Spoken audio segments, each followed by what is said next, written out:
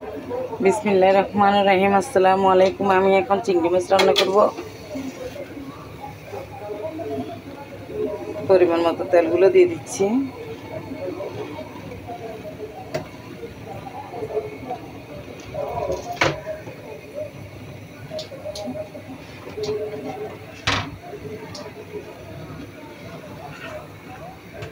পেঁয়াজ কুচি দিয়ে দিচ্ছি।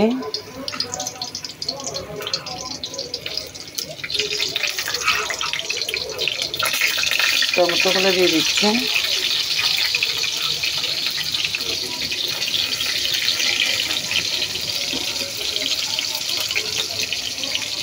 এখানে আমি পেঁয়াজগুলো নরম হওয়ার জন্য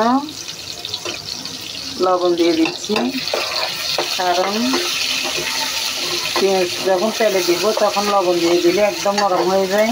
আপনারা এটা অনেকে জানেন, হয়তো অনেকে জানেন না। সময় লাগে না নরম হতে, এমনি সময় লাগে নরম হতে।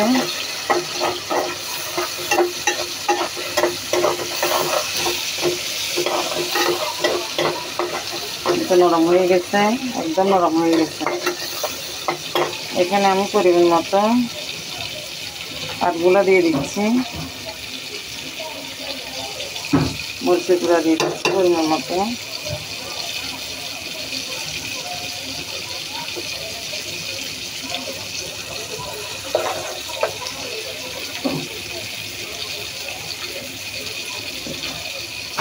হলুদের গুঁড়া দিয়ে দিচ্ছি পরিমাণ মতো।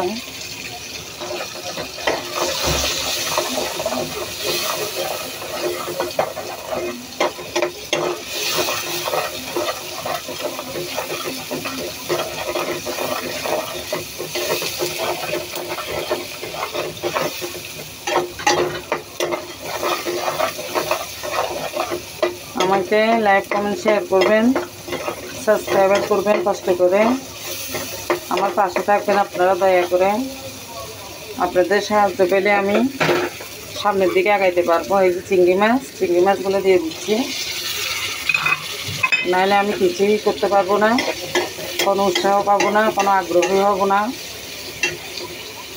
আমি অনেক কষ্ট করে রেসিপি তৈরি করতেছি আপনাদের সহযোগিতা পাওয়ার জন্য, সাপোর্ট পাওয়ার জন্য। আপনাদের সাপোর্ট না পেলে আমি আমার কোনো কিছু করতে ইচ্ছে করবে না, ভালো লাগবে না। আপনারা অবশ্যই আমার পাশে থাকবেন। এই যে একটু হইতে হবে, সময় লাগবে,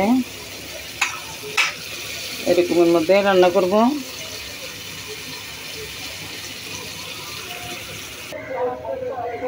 দেখেন চিংড়ি মাছগুলা হয়ে গেছে আলহামদুলিল্লাহ। আমি এখন ধনেপাতাগুলো দিয়ে দিব।